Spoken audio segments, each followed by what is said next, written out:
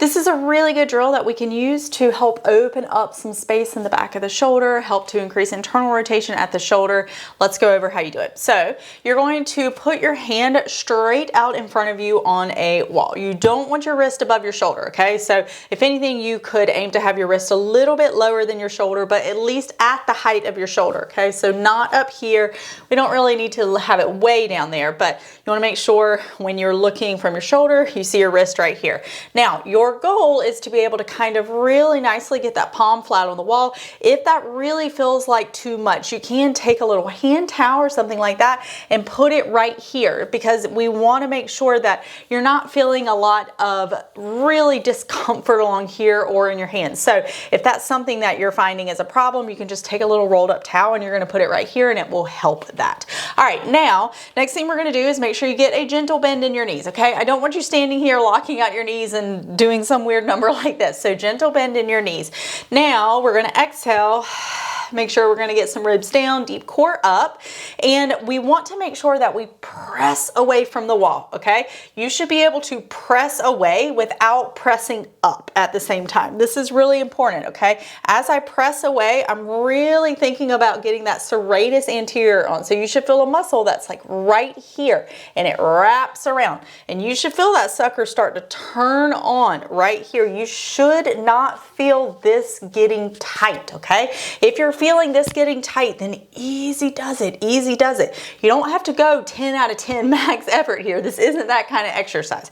All right, so we're gonna press out, getting that serratus on, and once you feel serratus on, make sure you're like, okay, it's on, I'm going to keep it on.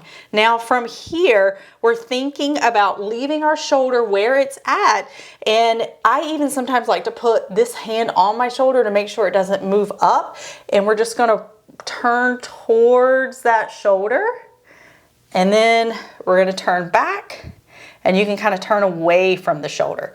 Now you're going to come back here, reset if needed, and we're going to turn towards the shoulder. So you're going to keep it where it's at. Don't let it come up as you come across, and we don't want to let everything kind of roll forward as you're trying to come across, okay? So push away, serratus stays on. You're going to come across. Take an inhale here, exhale, just kind of turning away, press away, turn into the shoulder, and then come across, push open, and then you're just going to repeat. What you're aiming to feel here after a few reps is you should really start to feel the back of your shoulder, like a gentle burning sensation starting to happen. And that's a good thing. It means that those muscles are working, you're waking some things up.